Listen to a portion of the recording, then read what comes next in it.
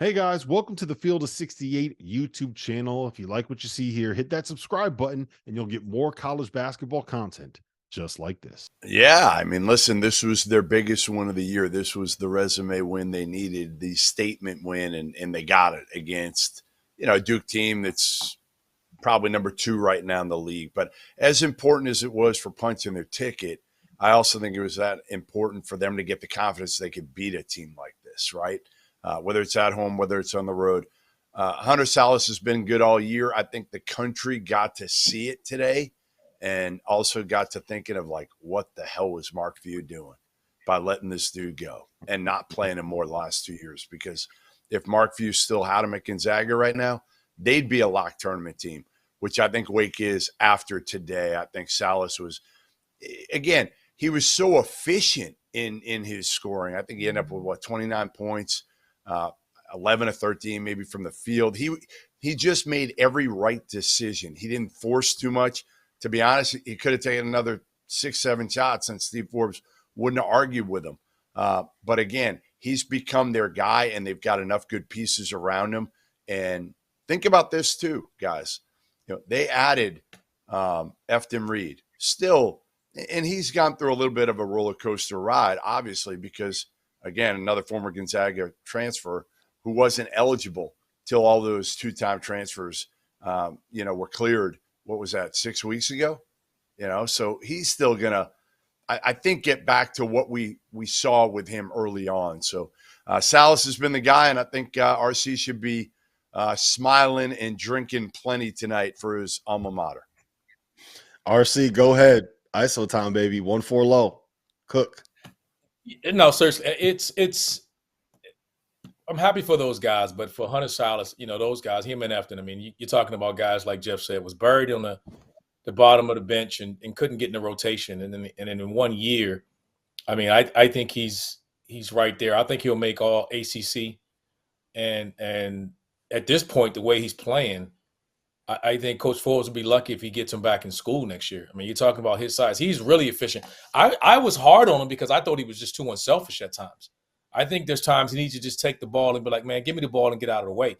I think that's been the only thing they've been missing in closing out games. And, man, was he good today. He was fun to watch. Yeah, RC, I'll tell you this. I know why we have the quadrant system, and I know how important it is to have wins where you kind of – I know how important a resume is, right? You got to prove who you can beat to get into the NCAA tournament.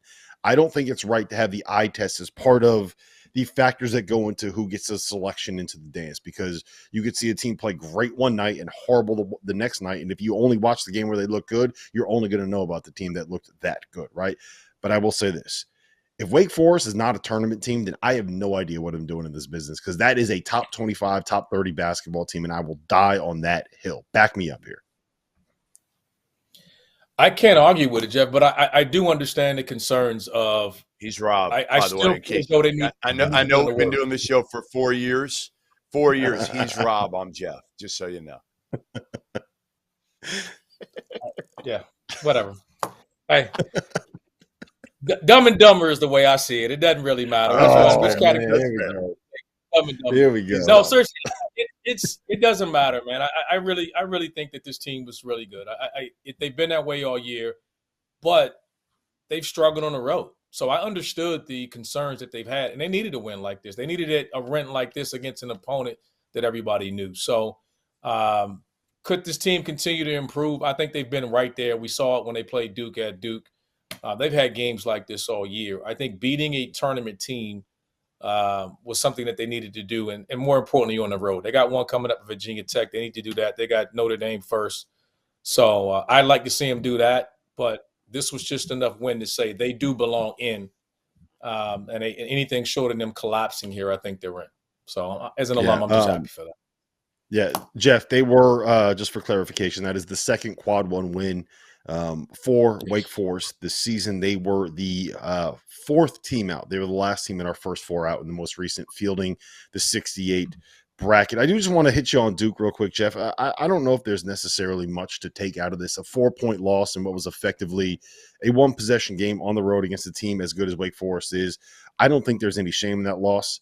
It hurts their bid for an ACC regular season title. They're now a game behind North Carolina, who went on the road and beat Virginia tonight. But I don't think there's anything overarching that you can take away from this other than, some of the same questions that we've had about Duke all season long.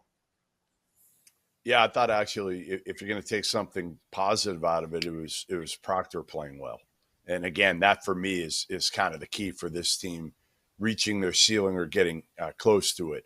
Mark Mitchell wasn't great in this game, but everybody else contributed. And I think that's kind of the beauty of this team, right? We see McCain and he's been pretty consistent really since Proctor went down earlier this season. Proctor's come back. They're still figuring out how to play with, alongside one another. Flip hasn't been as dominant. I think that's the one takeaway for me out of this Duke team from what we thought, right? Last year he had to carry him. He did. He's not, to me, having that all-American season that some of us thought. And maybe it's just because they've got enough other pieces that he's not the featured guy like he had to be a year ago. Thank you for watching the Field of 68. If you've enjoyed what you've seen here, hit that like button, share this link with your friends, or check out the description for some other places that you can consume Field of 68 content.